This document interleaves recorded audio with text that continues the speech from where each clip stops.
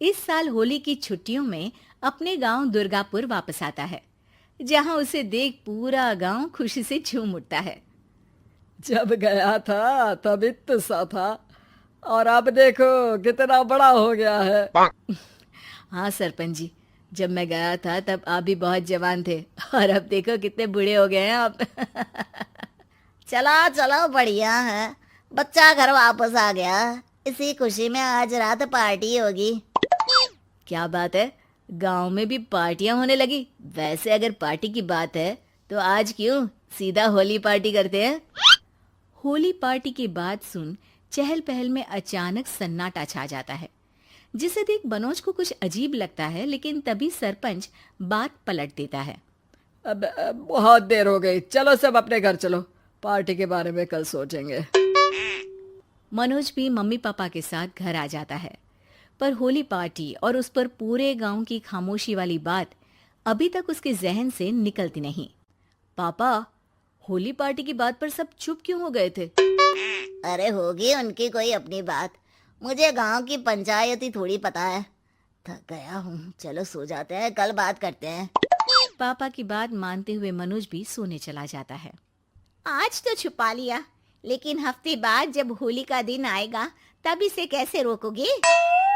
अगली सुबह सूरज के साथ ही मनोज भी गांव घूमने निकल जाता है, जिस पर रास्ते में उसे अपनी ही उम्र के कुछ लड़के भी मिलते हैं, जिनसे दोस्ती कर अब वो उनके साथ घूमने लगता है।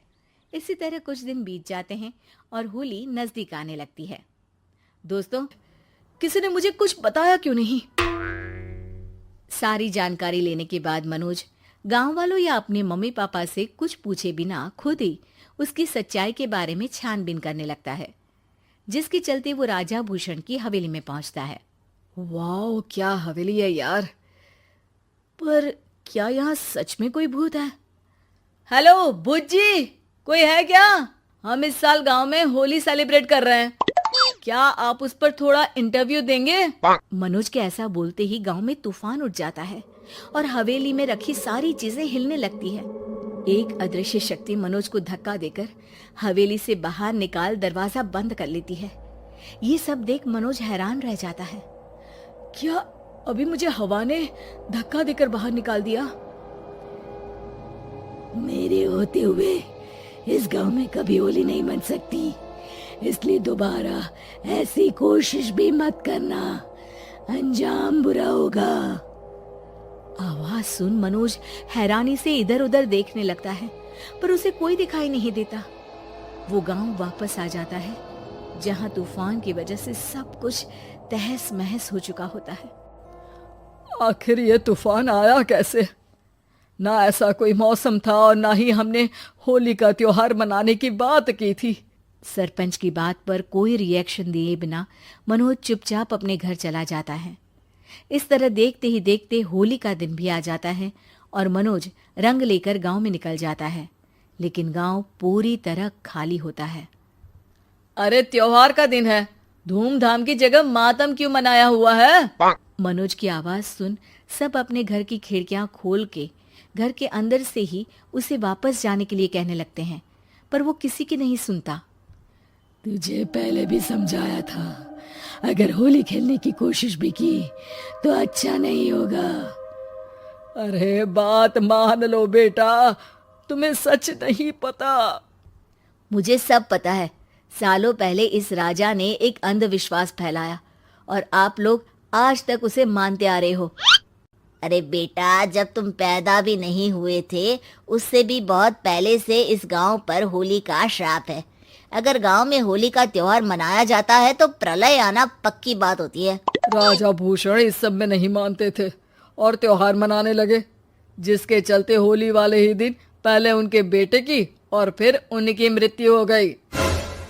तभी से गांव की रक्षा के लिए उनकी आत्मा उस हवेली में रह रही है। सबकी बातें सुन मनोज उलझन में पड़ जाता है।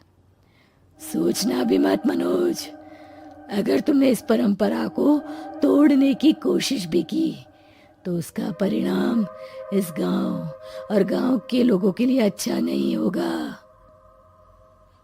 मुझे भी यकीन नहीं हो रहा कि आप लोग एक बेतुकी बात को मानकर सालों से रंगों के त्योहार को मातम की तरह मनाते आ रहे हो।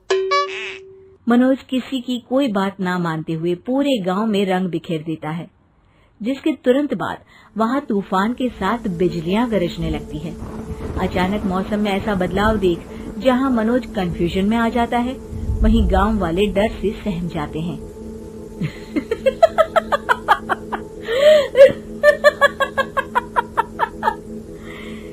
इस लड़के ने हमारे जैसे सिर्फ अपने स्वार्थ के लिए नहीं बल्कि पूरे गांव की खुशियों के लिए यहाँ होली मनाई है, जिस वजह से अब इस गांव पर होली का श्राप टूटता है। ऐसा बोलकर राजा का भूत वहां से गायब हो जाता है, जिसके बाद गांव के लोग धूमधाम से होली मनाते हैं। खुशियों के रंग गांव में बिखरे ही होते हैं कि अगली सुबह अचानक मनोज कहीं गायब हो जाता है और एक बार फिर गांव में होली का नया राज शुरू हो जाता है।